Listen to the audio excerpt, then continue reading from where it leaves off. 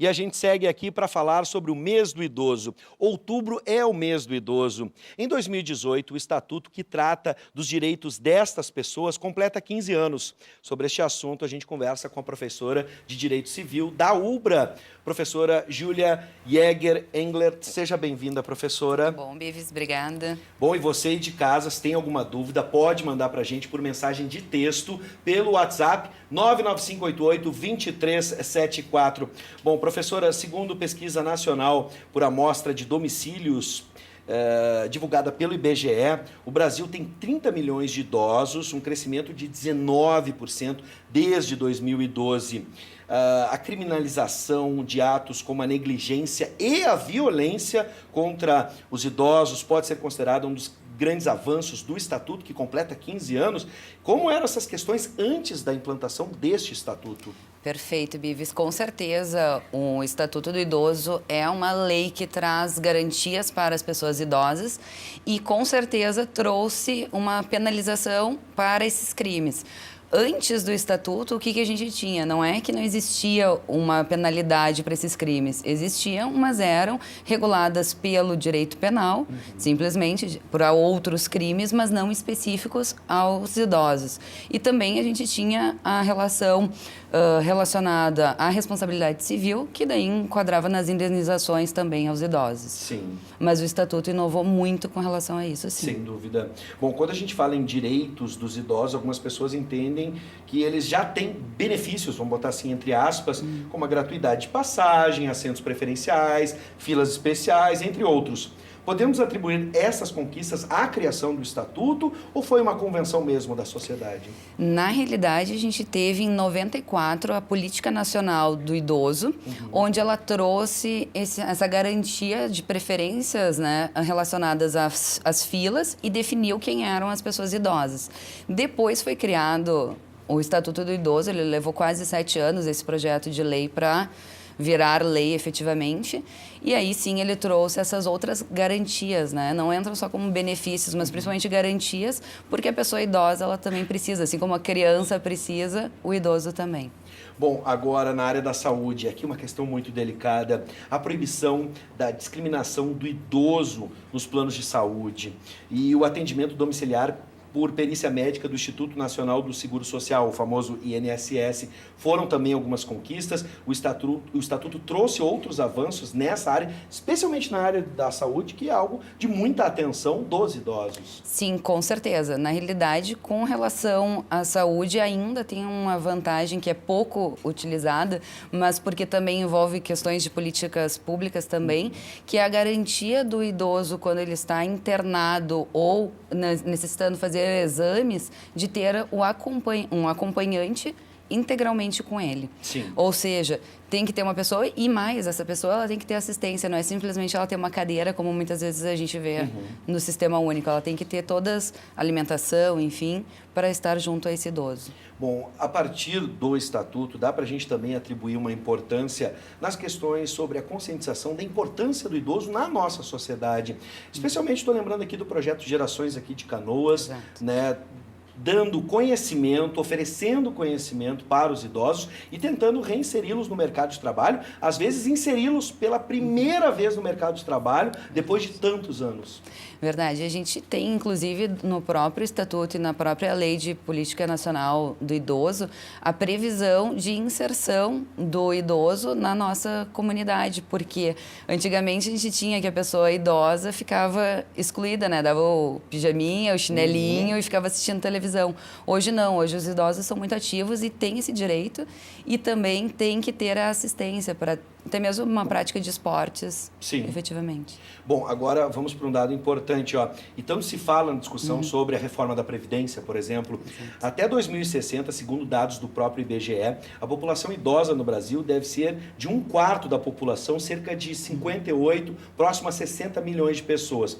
No Rio Grande do Sul, esse número deve chegar a 11 anos antes, esse percentual. Bom, com a população idosa aumentando e fazendo cada vez mais parte do conjunto da população brasileira, né, dá para a gente imaginar que ele ainda precisa ser aprimorado, novas questões vão surgir a partir dessas décadas que virão. Como vocês enxergam hoje? Hoje ele já precisa ser atualizado? Na realidade, entendo que sim. As nossas leis, elas eram para ser preventivas, né? E sempre pensando no futuro. Mas, infelizmente, a nossa sociedade também, e felizmente, tem evoluído bastante e a consequência é que a gente tem a pessoa idosa vivendo cada vez mais. Inclusive, em 2017, teve uma alteração no Estatuto do Idoso, dando mais garantias e preferências, privilégios, para o idoso acima dos 80 anos. Ou seja, a gente já tem uma previsão de que as pessoas vivam além dos 80 anos.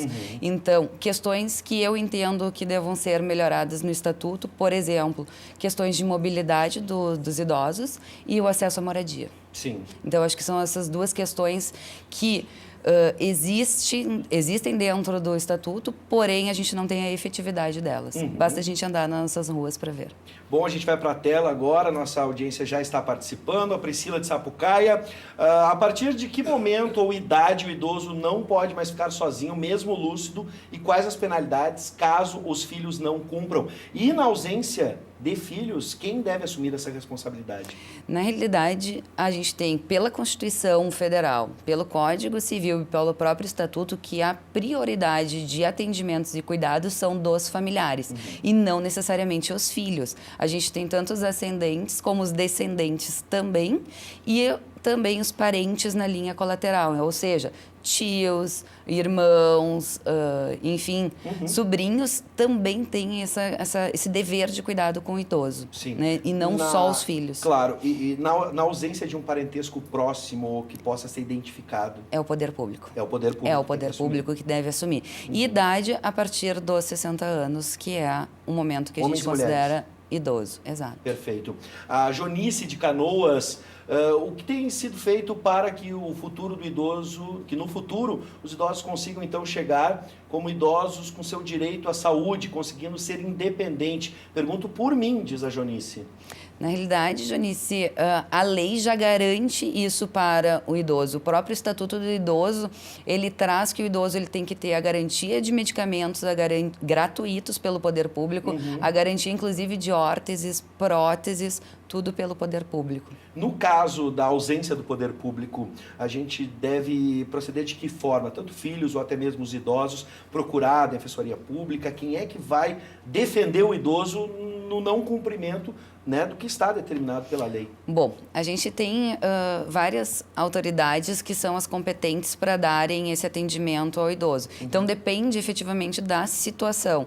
Se for uma relação com medicamentos, enfim, o idoso deve procurar, sim, ou a Defensoria Pública ou o Ministério Público, que é o ente que dá essa garantia aos direitos humanos dos idosos. Né? Pode ligar também no caso de agressões, enfim, para o próprio Disque 100, que é relacionado aos direitos humanos também. No caso do Disque 100 agora, por exemplo, alguma denúncia, às vezes o vizinho vê alguma coisa, maus tratos, clínicas também, é garantido também o direito ao anonimato, enfim, para que às vezes fica difícil essa denúncia, porque aquela velha história, a gente não quer se meter nos problemas das famílias dos outros, pelo menos existe essa ideia na rua, e a gente sabe que às vezes tem que se meter, especialmente em violência doméstica, enfim, a gente tem que denunciar. O Disque 100 garante, por exemplo, essa segurança? Garante, com certeza, e além do Disque 100, também é indicado que as pessoas procurem as autoridades policiais e o próprio Ministério Público para abrir uma investigação com relação a casos de agressões. E detalhe, Bivis, importante, as agressões não são somente físicas, as agressões verbais, que envolvem a questão psicológica do idoso, também são muito graves. Até mesmo, por exemplo, a prisão domiciliar, se a gente for imaginar. Tem gente que não deixa, por exemplo, o avô sair do quarto, a avó sair do quarto. Isso é muito grave. Bom, dicas e orientações gerais sobre o Estatuto. Quem quiser conhecer mais, a gente está vendo aqui, está colocando na tela, né, o Disque 100, tá? Para você fazer a denúncia. Esse é o site do Disque 100. Qualquer tipo de denúncia, e ali também a gente envolve as questões dos idosos. Mas, dicas e orientações, né? O que a gente deve... Quem quiser saber mais sobre o Estatuto, ele está disponível? Onde é que a gente pode encontrar? Eu sempre indico para qualquer legislação, para conhecimento da população, entrar no site do planalto.gov.br. que é o site que traz as nossas legislações sem qualquer tipo de alteração por parte de algum ente privado, enfim. E é o conhecimento da população livre acesso a essa legislação. Além disso, se as pessoas tiverem alguma dúvida, basta procurar qualquer órgão público que eles vão dar o atendimento também, as explicações, ou Ministério Público, ou Defensoria Pública, ou qualquer outra autoridade. Professora, em primeiro lugar, professora Júlia, é um prazer recebê-la. Obrigada. Né? Obrigado pelos esclarecimentos. E fica aqui o nosso abraço, e especialmente para o vô e para a avó que está nos assistindo. A gente tem que cuidar. Afinal de contas, cuidaram da gente, agora é o momento da gente cuidar deles. Com certeza. Isso aí. Seja Obrigada, bem-vinda sempre, Bives. professora. Um abraço.